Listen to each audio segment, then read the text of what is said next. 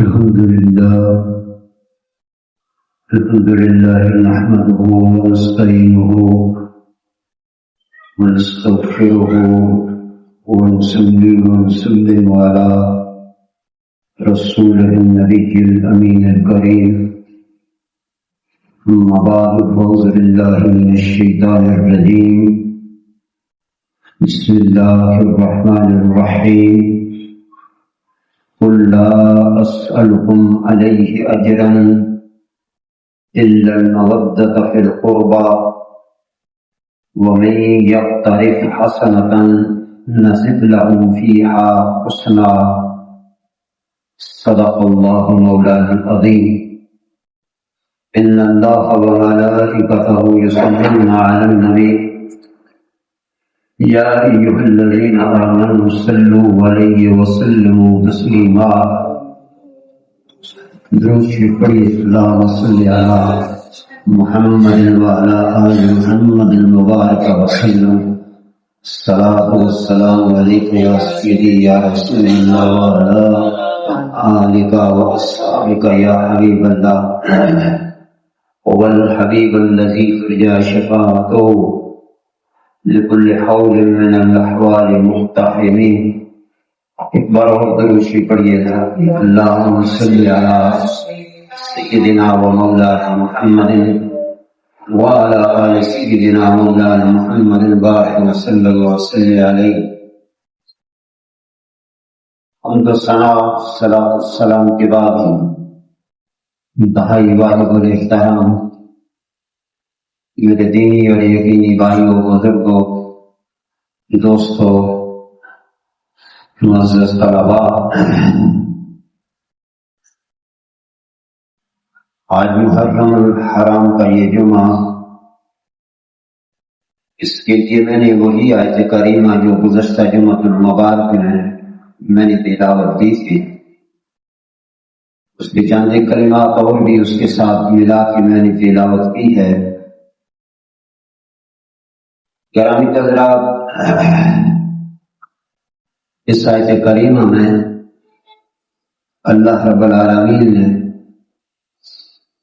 حضور علیہ السلام کی قرابت داری کا معاملہ پیش فرمایا ہے.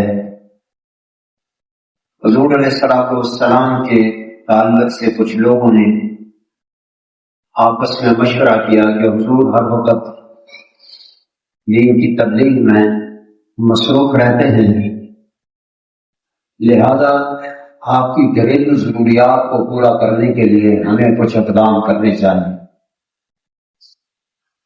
اب یہ بات اللہ تبارک و تعالیٰ سن رہا تھا، جان رہا تھا، دیکھ رہا تھا. تو اللہ رب العالمین نے اپنے حبیب لبیب امام الانبیاء کے ذریعے ان لوگوں تک یہ پیغام پہنچایا.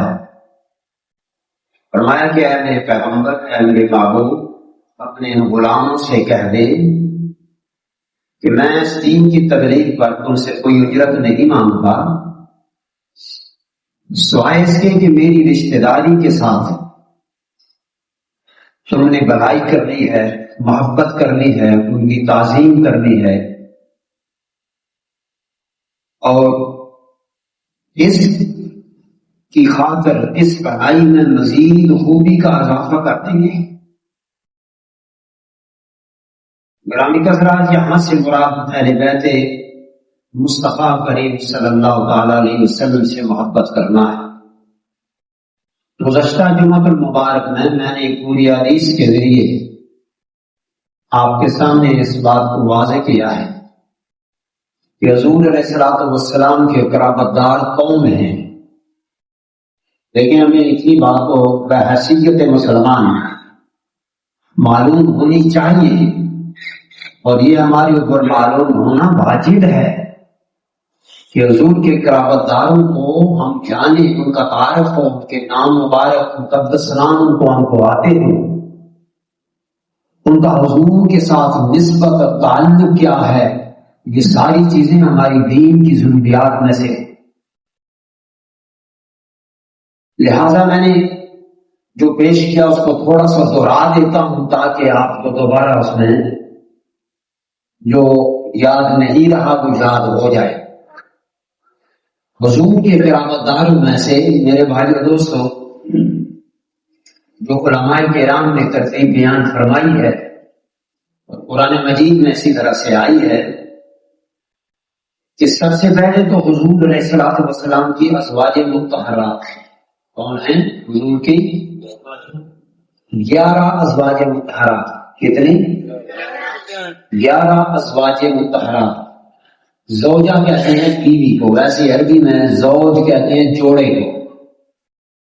زوج کسے کہتے ہیں؟ جوڑے کو۔ تو بیوی کے لیے بھی یہ لفظ استعمال ہوتا ہے۔ قرآن مجید میں اللہ پاک نے ارشاد فرمایا ہے کہ النبی اولی بالمؤمنین من انفسہم وازواجہ امہاتہم، فرمایا کہ میرا نبی اہل ایمان کے ساتھ بڑی محبت اور قرابت رکھتا ہے، ان کی جانوں سے بھی زیادہ میرے محبوب کو ان کے ساتھ لگاؤ اور تعلق ہے۔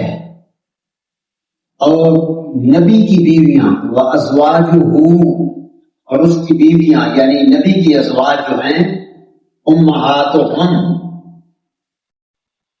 امتیوں کے لیے ماں کا درجہ رکھتی ہے۔ تو پوری امت جو قیامت کے دن تک کلمہ گو امت ہے، حضور کی یہ ازواج جو ہیں ہم سب کی مائیں ہیں۔ ہم سب کی کیا ہیں؟ مائیں ہیں۔ یہی وجہ ہے کہ اللہ تبارک و تعالی نے یہ حکم نازل فرمایا کہ میرے محبوب کے وصال کے بعد میرے محبوب کی زوجیت میں جو بھی عورت رہی ہے، امت میں سے کوئی اس کے ساتھ نکاح نہیں کر سکتا، کیونکہ یہ امت کی مائیں ہیں، لہذا ماں کے ساتھ تو کوئی نکاح نہیں کر سکتا۔ تو فرمایا کہ کسی کو یہ جائز نہیں کہ میری محبوب کی ازواج کے ساتھ کوئی نکاح کرے، لہذا سب سے پہلے تو یہ 11 ازواج مطہرات حضور کی اہل بیت ہیں۔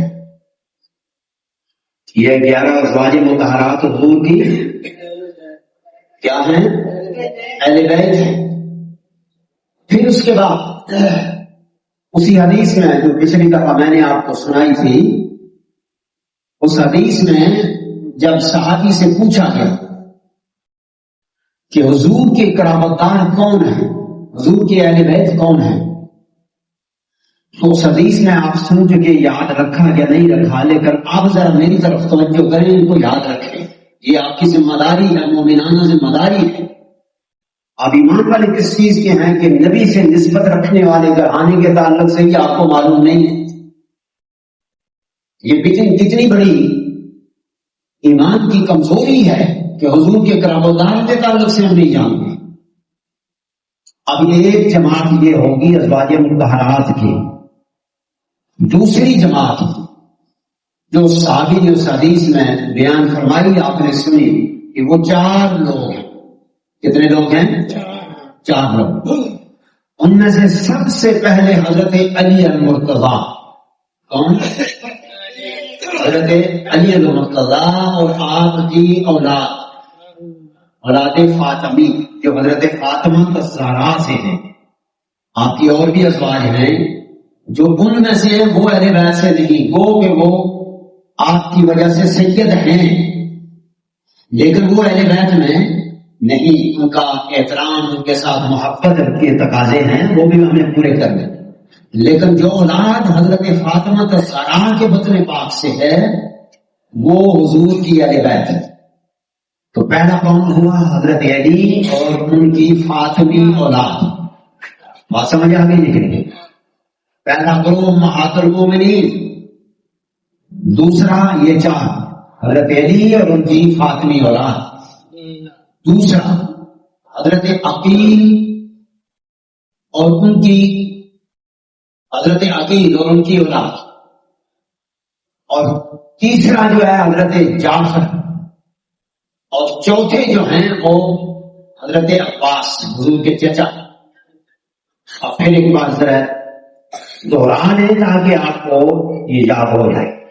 حضرت علی، حضرت عقیل، حضرت جعفر، حضرت عباس.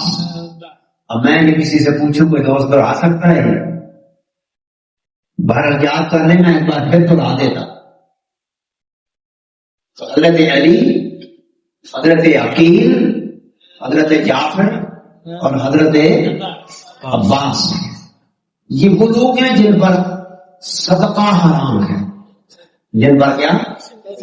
صدقہ حرام ہے. ہم انہیں صدقہ نہیں دے سکتے. یہ آگے رسول میں سے صدقہ ہاتھ کی میل ہوتی ہے. جس طرح ماں باپ کو صدقہ نہیں دے سکتے، صدقے کی نیت کے علاوہ ان کی خدمت کرنے کی، اسی طرح ان سادات کی بھی خدمت کرنی ہے. ہم دے سکتے ہیں لیکن صدقے کی نیت سے نہیں دے سکتے. اب دوسری جو لوگ بزرگ کے اہل بیت ہیں وہ یہ 4 لوگ بزرگ کے اہل بیت ہیں. پھر اس کے بعد دیگر صحابہ کرام اور اس طرح سے آگے اور ہماری پوری امت کو بھی اس میں شامل کیا.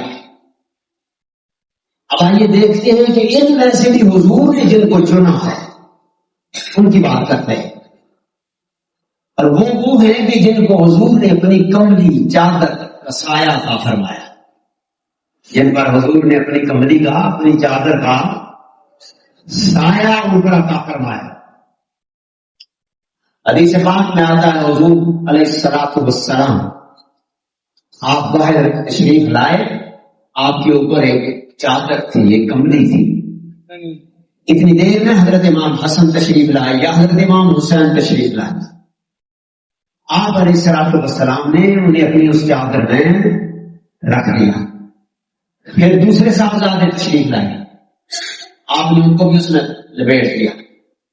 پھر حضرت فاطمہ کا زہرا جو حضرت علی تشریف لائے ان کو بھی آپ نے چادر میں لے لیا. پھر حضرت علی تشریف لائے، ان کو بھی اپنی چادر میں لے لیا. اور چادر میں لینے کے بعد آپ نے اللہ کی بارگاہ میں عرض کی، اے اللہ ہؤلاء اہل بیتی، اے اللہ یہ میرے اہل بیت ہیں، اے اللہ یہ میرے خاص اہل بیت ہیں. اہل بیت کے یہ جتنے طبقات ہیں ان میں سے حضور نے ان 4 کو خاص کیا. کس کو؟ حضرت علی کو، حضرت فاطمہ الزہرا کو، حضرت امام حسن کو، حضرت امام حسین کو. ایک بار پھر کیا تھا؟ حضرت علی المرتضی، حضرت فاطمہ الزہرا، حضرت امام حسن اور حضرت امام حسین علیہ السلام. یہ حضور کے خاص اہل بیت ہے. اہل بیت تو ازواج بھی ہیں، اہل بیت تو وہ 4 شخصیات بھی ہیں جو ابھی میں نے آپ کو فرمائی. لیکن حضور نے ان سب میں سے چن کر ان 4 کا نام اللہ کی بارگاہ میں پیش کیا. اللہ یہ میرے خاص اہل بیت ہے، یہ میرے خاص اہل بیت ہے. اب اللہ نے ان کے تعلق سے یہ آیت کریمہ نازل فرمائی، قُلْ لَا أَسْأَلُكُمْ عَلَيْهِ أَجْرًا إِلَّا الْمَوَدَّةَ فِي الْقُرْبَى. اے میرے محبوب لوگوں سے کہہ دو میری خدمت کا نہ سوچیں، ان اجری علی اللہ، میری ان خدمتوں کا اجر اللہ کے پاس ہے، وہ مجھے عطا کر رہا ہے. تم نے اگر کچھ کرنا ہے اپنے نبی کے ساتھ، کوئی خیر و بھلائی کی بات کرنی ہے تو اس کی اہل بیت کے ساتھ دل کی اتھاہ گہرائیوں سے محبت کرو، اور اتنی محبت کرو کہ ساری محبتوں پر یہ غالب آ جائے. حضور کی محبت، حضور کی اہل بیت کی محبت، یہ جس چیز سے تم محبت کرتے ہو ان ساری چیزوں کی محبت پر غالب آ جائے.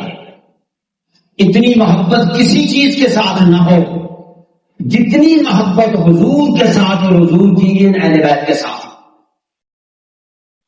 حضرت امام شافعی رحمۃ اللہ تعالی علیہ آپ نے تو ارشاد فرمایا کہ اہل بیت مصطفیٰ اللہ تعالیٰ نے قرآن کے ذریعے جس طرح نماز روزہ فرض کیا ہے ہماری اوپر تمہاری محبت فرض کر دی ہے، تمہاری محبت فرض کر دی ہے۔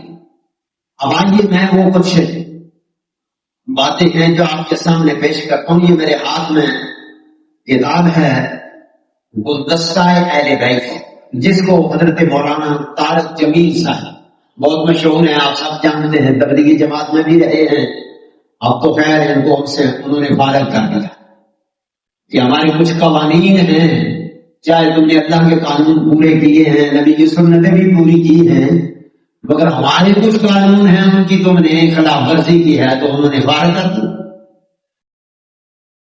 تو لیکن بہت بڑی ان کی کنسیڈریشن ہے جناب دین کے حوالے سے۔ اب یہ فرماتے ہیں کہ میں نے کئی کتابیں چھانی، کئی 100 کتابیں چھانی، مگر اہل مصطفیٰ کی تعلق سے مجھے کوئی خاص باتیں نہیں کی۔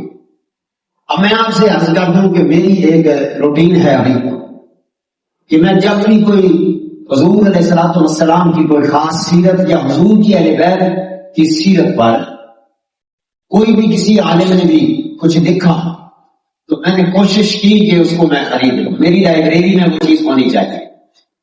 اب اس سے پہلے آپ سنتے رہتے ہیں شیخ الاسلام ڈاکٹر محمد طاہر القادری صاحب کی کتاب، اس کا بھی میں نے آپ کے سامنے پوری 40 بلکہ 45 احادیث جو ہیں اس میں سے آپ کے سامنے نقل کر۔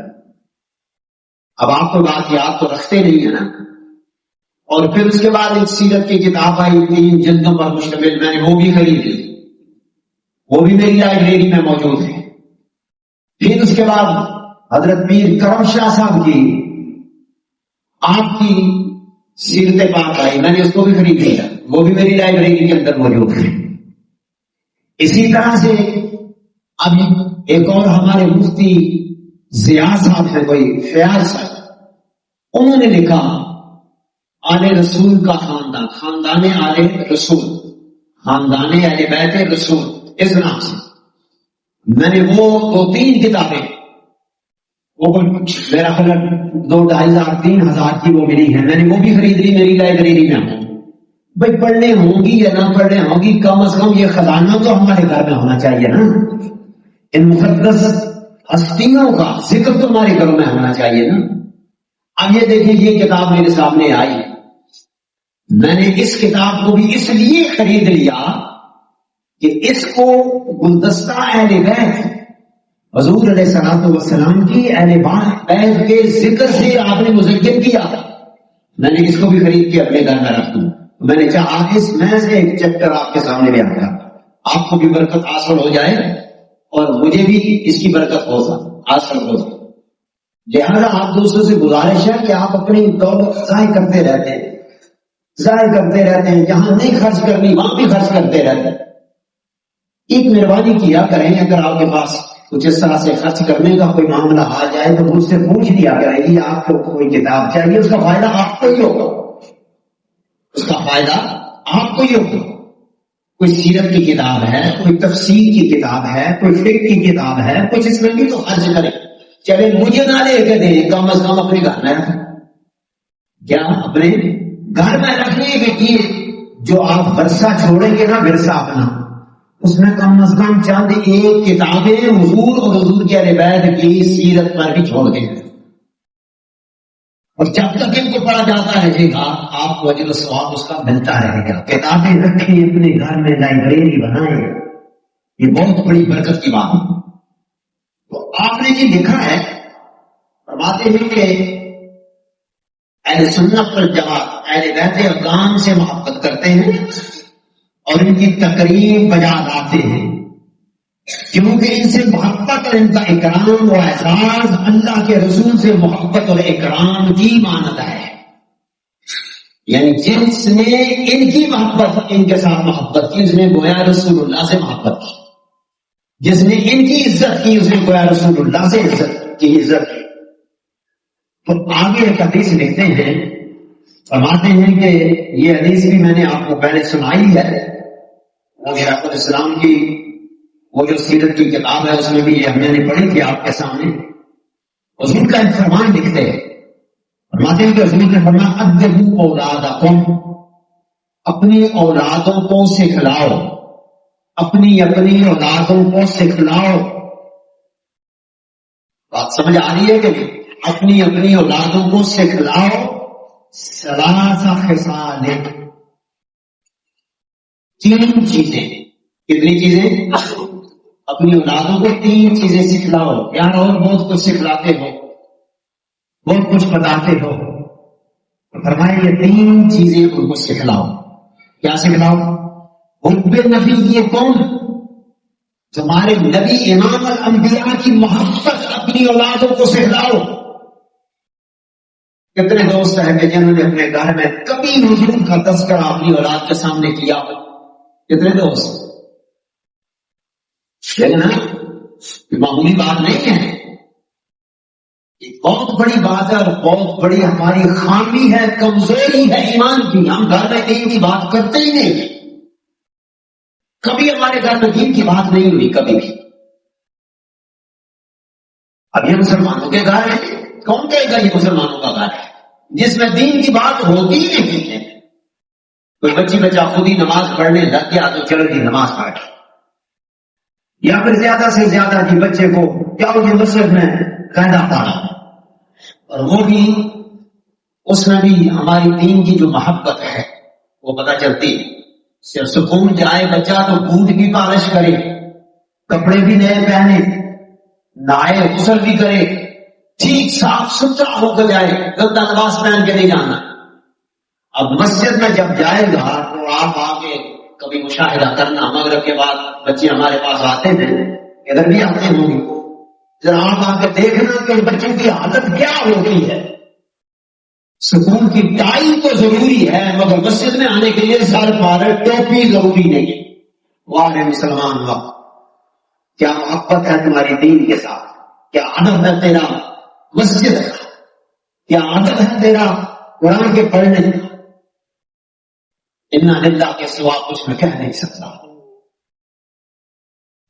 اب فرمایا کہ اپنے نبی کی محبت سکھلاؤ.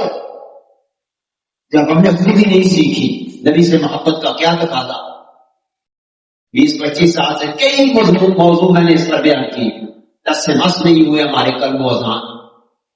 فرمایا اپنی اولاد کو نبی کی محبت سکھلاؤ جو ہمارے اوپر فرض ہے.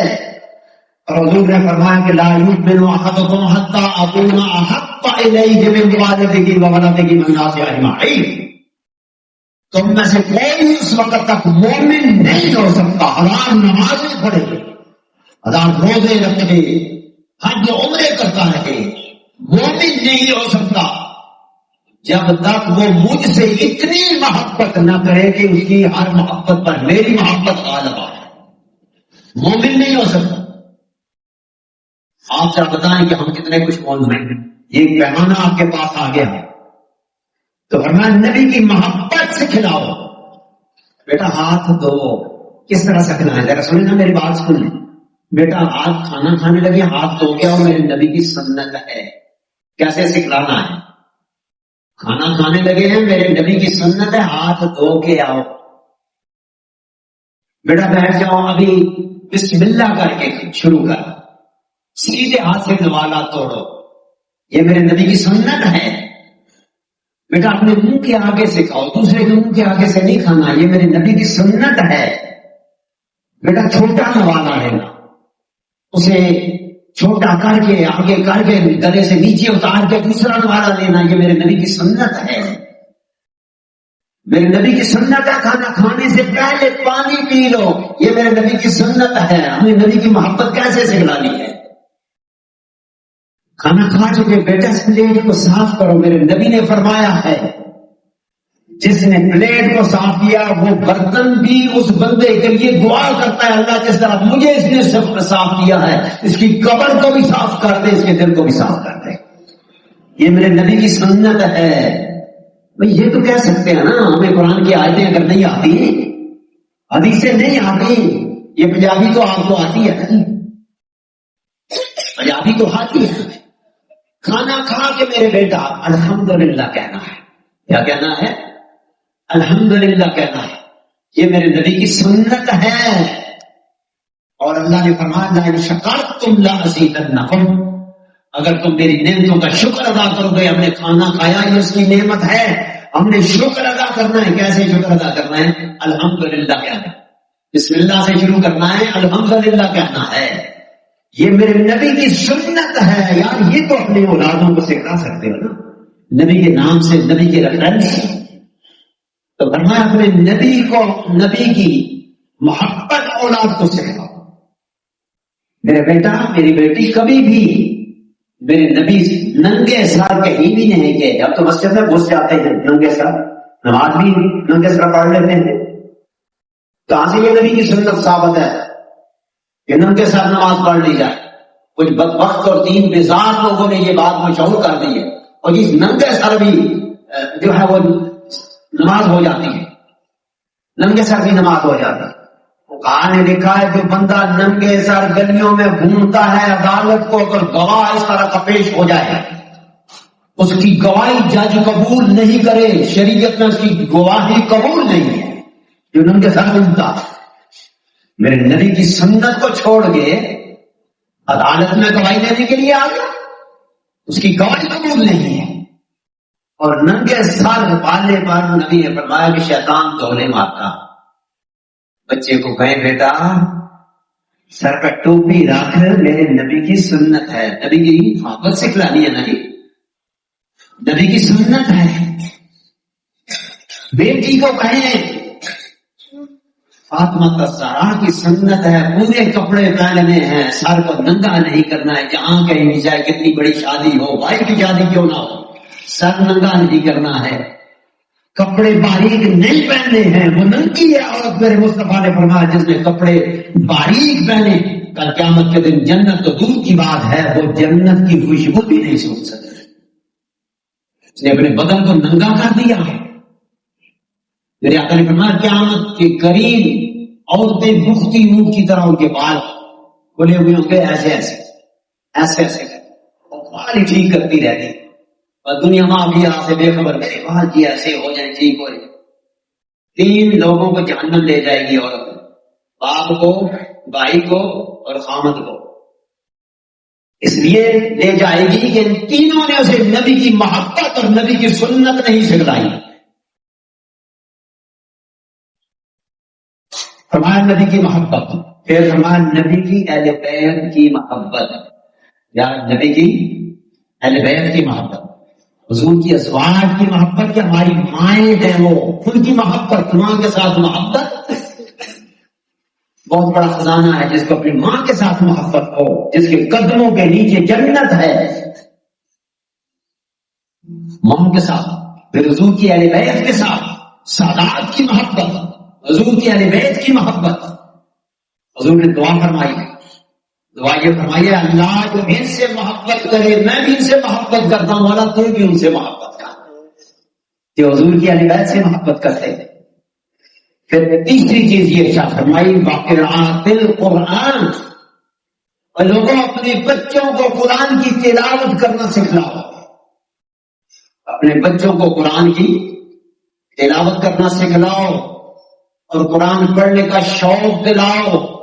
جب ہم خود ہی قرآن نہیں کھولیں گے، خود ہی قرآن کو نہیں پڑھیں گے، بابا مرے تو ہم قرآن کھولیں. وہ اللہ نے نازل اس لیے کیا ہے کہ بابا بابی مریں گے تو ہم قرآن کھولیں گے. یہی قرآن کل قیامت کے دن مصطفیٰ کریم سفارش کریں گے. قرآن کھڑا ہوگا ادھر اللہ کی بارگاہ میں کہے گا اللہ تیرا نبی تو سفارش کر رہا ہے، لیکن اس بندے نے تو مجھے چھوڑ دیا تھا، کبھی کھول کے دیکھا ہی نہیں، کبھی صحیح پڑھنے کی کوشش ہی نہیں کی ہے. اللہ تعالیٰ نبی کو فرمایا گیا میرے مصطفیٰ چھوڑ دو ان لوگوں. آپ کو پتہ نہیں آپ کے بعد ان لوگوں نے قرآن کا کیا اشر کیا ہے. قرآن کا کیا اشر کیا. قرآن کو اگر پڑھا بھی ہے تو صرف ثواب کے لیے، مجھے ثواب ہوگا.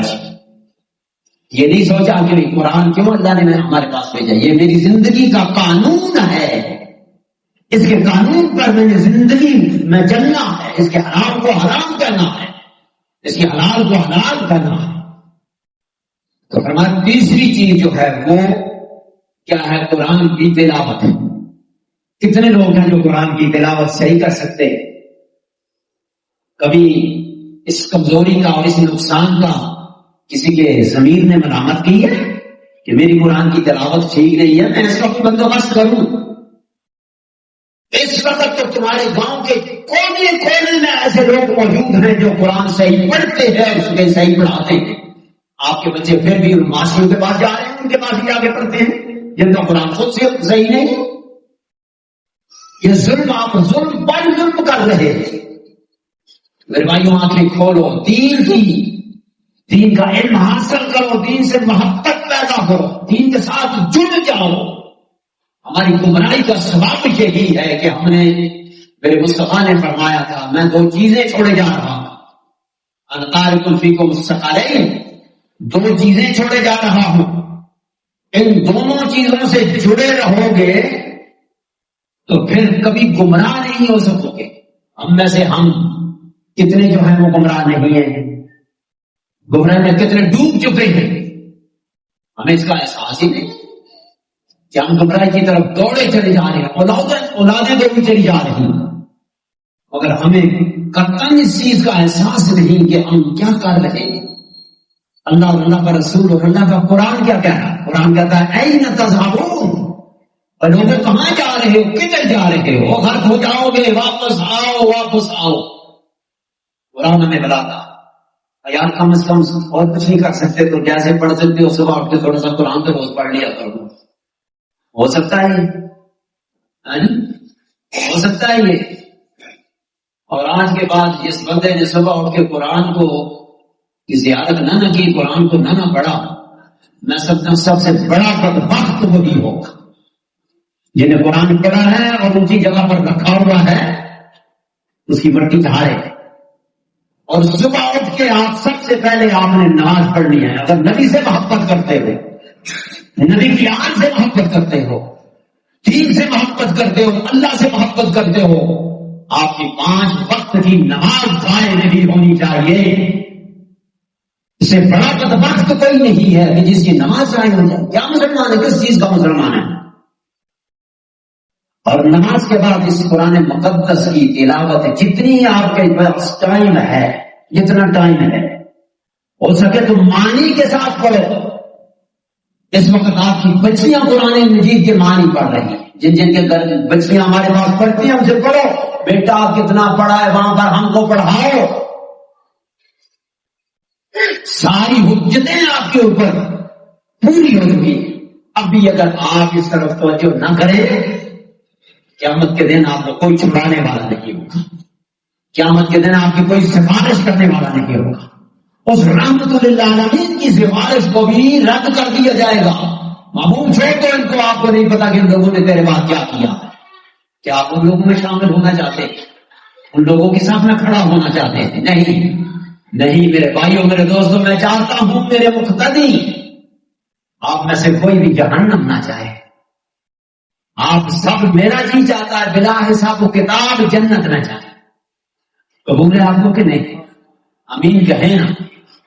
قیامت کے دن بلا حساب و کتاب ہم سب، اللہ کرے کہ جنت میں بلا حساب و کتاب جائے. اللہ جہنم کی اس ہوا سے بھی ہم کو محفوظ معمول کرنا ہے، لیکن اس کے لیے کچھ تو کرنا پڑے گا. نہیں 5 وقت کی نماز، قرآن کی تلاوت، اپنے نبی پر، نبی کی آل پر کثرت سے درود اور سلام، چلتے پھرتے سبحان اللہ، اللہ اکبر، لا الہ الا اللہ. یہی نہیں نا جی، اور کیا ہے؟ جہاں بڑے بڑے کام کر رہے تھے، یہ بالکل مختصر سے کام ہم نہیں کر سکتے. چلتے پھرتے صرف نماز اور قرآن ایک جگہ پر بیٹھ کے پڑھنا ہے، یا قرآن کو یاد ہے تو چلتے پھرتے بھی آپ کو جو یاد ہے وہ پڑھ سکتے ہیں. اس لیے میرے بھائیوں اور میرے دوستوں، میرے عزیزوں، آؤ ہم آخرت کا سامان اکٹھا کریں. دنیا کو تو بہت کر دیا، یہی چھوڑ جائیں. آؤ آخرت کا سامان اکٹھا کریں. نبی کی سیرت کو بنا لیں، نبی کے اہل بیت کی محبت سے اپنے دلوں کو منور کر. بہت بڑا خزانہ ہے. اگر یہ حاصل ہو جائے انشاءاللہ العزیز ہے ہمارے لیے جنت کی راہ سیدھی ہو جائے گی. اللہ تعالیٰ مجھے اور آپ کو اس کی توفیق عطا فرمائے. وما توفیقی الا باللہ. جن دوستوں نے سنت نہیں پڑھی، سنتیں عطا فرمائے.